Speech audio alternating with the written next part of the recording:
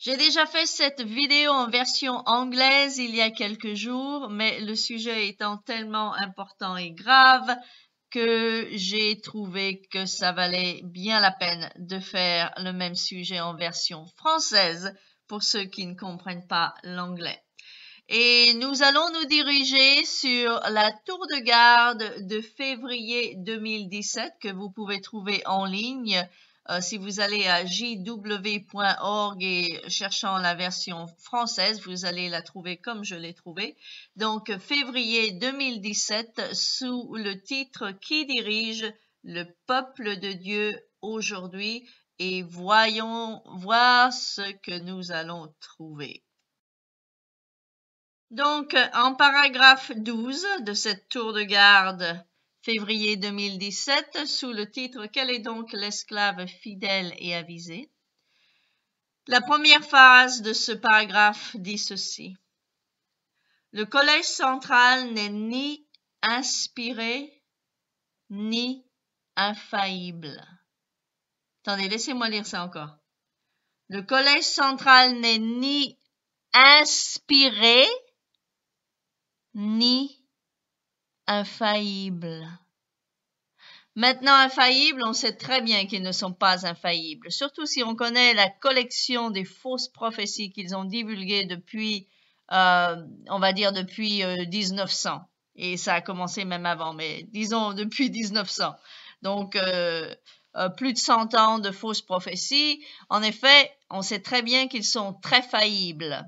Si on rajoute à ça ce qu'ils appellent la nouvelle lumière, disant que quelque chose qui était vrai avant est devenu faux et vice-versa, bon, il n'y a pas de doute. Si on connaît bien l'histoire des témoins de Jéhovah, si on n'est pas trop les yeux fermés, on sait très bien que ces gens-là sont très faillibles. Donc, pas très étonnant qu'ils disent qu'ils ne sont pas infaillibles.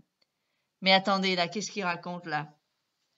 Le collège central n'est ni inspiré ni infaillible. Quoi? Le collège central n'est pas inspiré par qui? Eh ouais, c'est ça. Par Dieu. C'est pas croyable. Je sais pas vous, mais moi, quand j'étais témoin de Jéhovah, j'étais persuadée que le collège central était en effet inspiré.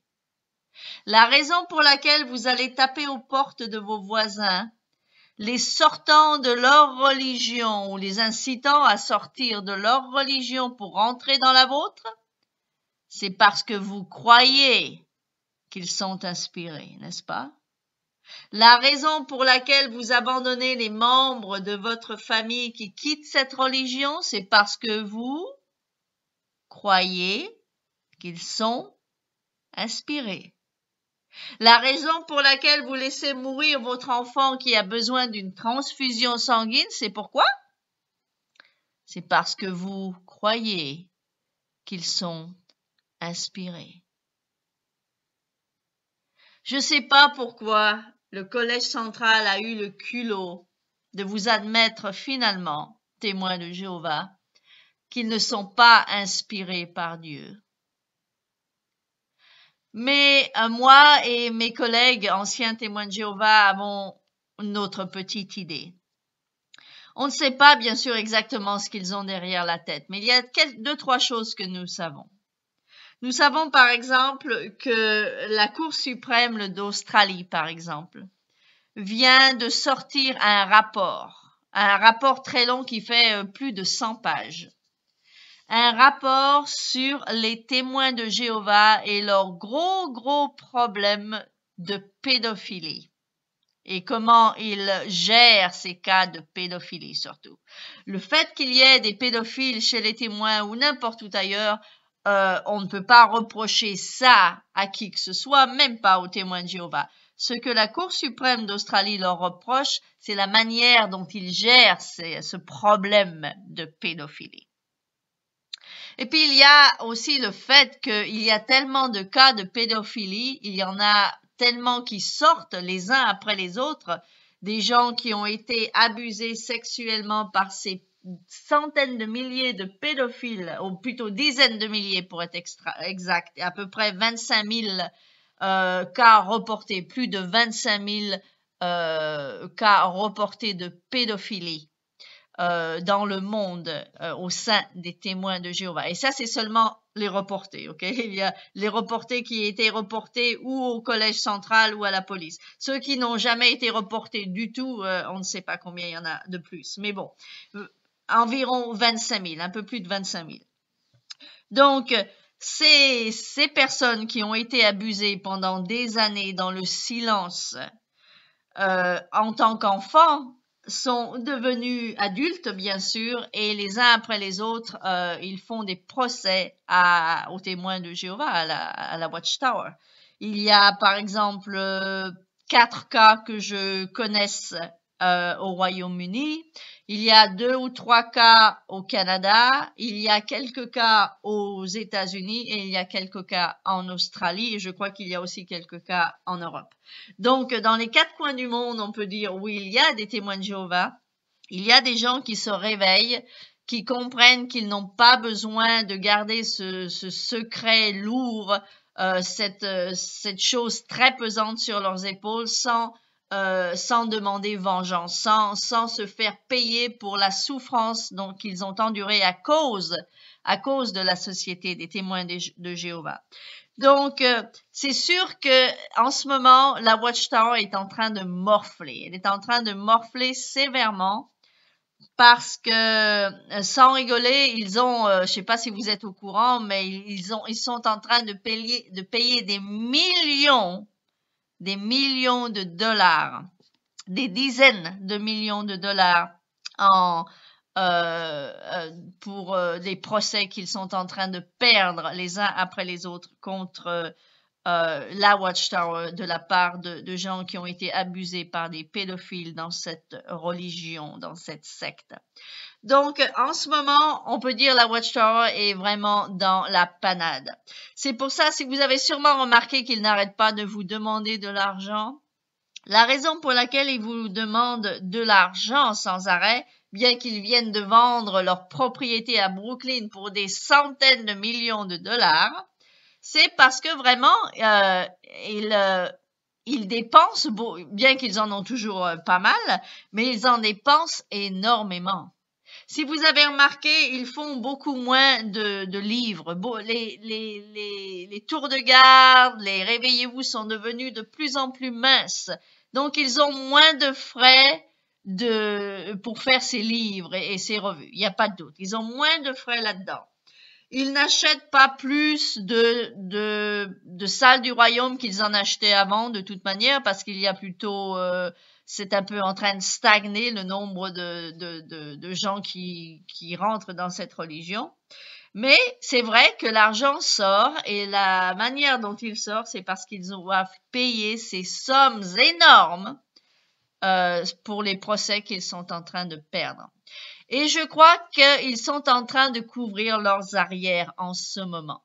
Et c'est pour ça qu'ils ont le culot de vous dire à vous, témoins de Jéhovah endoctrinés, qu'ils ne sont même pas inspirés. Non seulement ils ne sont pas infaillibles, mais ils ne sont pas inspirés. Parce que je crois qu'ils sont en train de se protéger. Ils sont déjà couverts de dettes à payer à droite et à gauche, des procès qu'ils perdent. Et j'ai l'impression qu'ils sont en train de couvrir leurs arrières au cas où ils commencent à recevoir des procès qui ont à voir avec le fait que certaines personnes vont les accuser d'avoir menti, d'avoir dit qu'ils étaient inspirés par Dieu alors qu'ils ne l'étaient pas. Et je crois que ça a aussi à voir avec le témoignage de Jeffrey Jackson.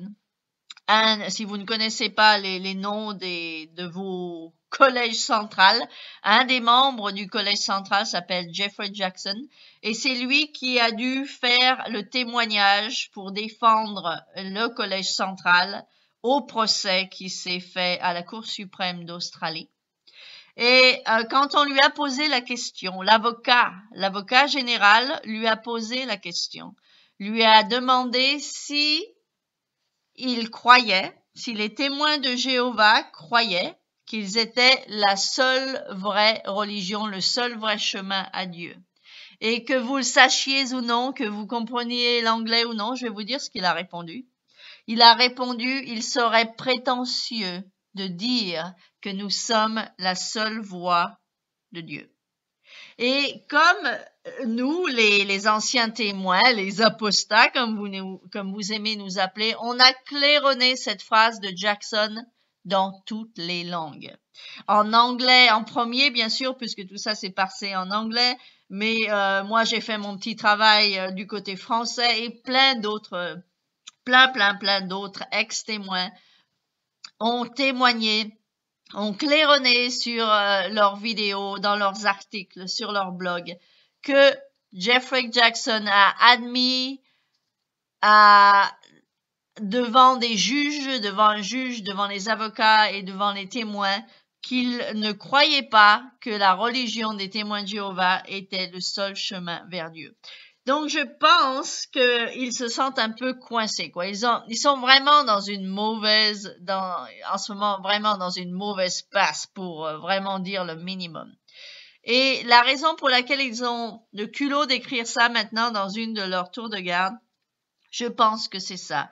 Ils sont en train de couvrir leurs arrières parce qu'ils se sont déjà couverts de ridicule.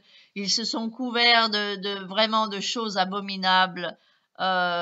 Qui peut se traduire en ça, quoi. Ils sont vraiment couverts de ridicule et ils ont peur d'avoir encore des procès et des choses comme ça.